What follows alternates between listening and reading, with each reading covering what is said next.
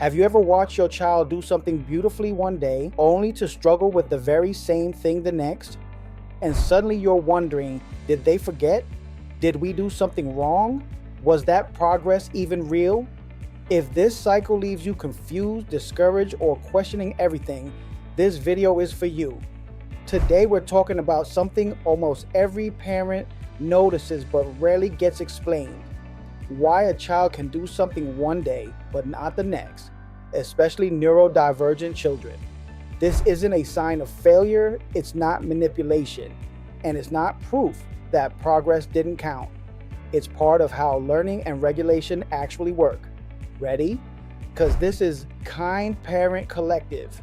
Less perfect parent, more real one. Development is not a straight line. Many of us grow up believing development moves forward in neat steps. Learn a skill, practice it, master it, move on. But real development doesn't work that way, especially for children whose nervous systems process the world differently. Skills often appear, disappear, and reappear. A child may demonstrate something once, then struggle again, then suddenly show it more consistently weeks later. This back and forth can feel alarming, but it's actually common. Some child development specialists describe learning as a spiral, not a ladder. Children revisit the same skills again and again, each time with slightly more understanding, even when it doesn't look that way from the outside. Regulation determines access to skills. One of the biggest reasons skills come and go is regulation. A child might know how to do something, but whether they can access that skill depends on their nervous system in that moment. Stress, fatigue, hunger, sensory input, emotional load, or changes in routine can all affect regulation. When a child is dysregulated, higher level skills like language, impulse control, and flexibility often go offline first. That doesn't mean the skill is gone. It means the body is prioritizing safety over performance. This is why a child may speak clearly at home but struggle at school, or follow instructions in the morning but melt down in the afternoon. The skill exists, access to it fluctuates. Energy is finite, even for kids. Children don't have unlimited energy for self-regulation. Every demand is social interaction, sensory processing, transitions, expectations, uses energy. Some days, a child simply has more capacity than others. On high capacity days, skills flow more easily. On low capacity days, even familiar tasks can feel overwhelming. This doesn't mean you're moving backward. It means your child's internal battery looks different from day to day. And for neurodivergent children, that battery can drain faster, well, often in ways that aren't visible. Masking can hide the real picture. Sometimes skills seem to disappear because a child was masking the day before. Masking happens when a child uses extra effort to meet expectations, often at school or in public, by suppressing their natural responses. That effort can make skills appear strong in one setting and vanish in another. A child who did great yesterday may come home today unable to cope with small things. That doesn't mean yesterday was fate. It means today's capacity is spent. Progress didn't disappear. The cost just showed up later. Learning happens internally before it's reliable. A child may demonstrate a skill before it's fully integrated. Think of it like trying out a new pair of shoes. You might walk in them once without tripping, but that doesn't mean they're comfortable yet. Children often experiment with skills before they can rely on them. They might answer a question once, use a strategy once, or regulate themselves once, and then struggle again. That early appearance isn't false progress. It's a preview. Internal learning is still happening, even when the outward behavior isn't consistent yet. Stress can temporarily hide skills. Stress doesn't erase learning, but it can block access to it. Big stresses like illness, family changes, school transitions, or even growth spurts can cause skills to feel out of reach for a while. Smaller stressors, loud environments, pressure, time constraints can do the same. This is why skills often return once stress lowers. What looks like regression is often a nervous system asking for support. Expectations can change faster than capacity. Sometimes the child hasn't changed, but expectations have.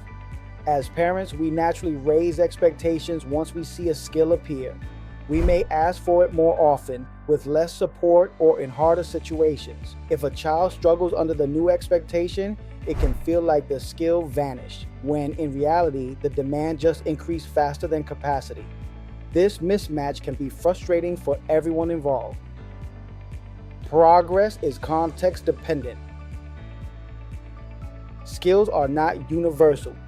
A child might manage a task in one environment but not another. Noise level, people present, emotional safety, and predictability all matter. This doesn't mean the skill is fragile, it means it's context sensitive. Learning to generalize skills across environments takes time, repetition, and support. Expecting instant transfer can unintentionally create pressure. The nervous system learns through safety. Consistency grows out of safety, not pressure. When a child feels safe, understood, and supported, their nervous system gradually learns that it can access skills more reliably. When they feel rushed, judged, or compared, skills often retreat. This is why gentle approaches matter, not because they're permissive, but because they support regulation. Many occupational therapists and child development professionals emphasize that regulated bodies learn better. Safety isn't a reward, it's a requirement. I'm safe, I can settle. On a chemical level, steady movement boosts serotonin, and purposeful goal-driven movement boosts dopamine. These brain chemicals help with mood. What this means for parents. If your child can do something one day but not the next, it does not mean you imagine progress. Your child is being defiant. Something is wrong. You need to push harder. It often means your child is learning in a real human way, one that includes fluctuation. Instead of asking, why can't they do it today? Try asking, what might be making this harder right now? That shift alone changes everything. How to respond without adding pressure. When skills disappear temporarily, the most helpful response is often support, not correction. You might lower demands for the moment, offer co-regulation instead of instruction, provide visual or physical support again, acknowledge effort without insisting on outcome. Returning to support doesn't undo progress, it protects it. Consistency comes from compassion.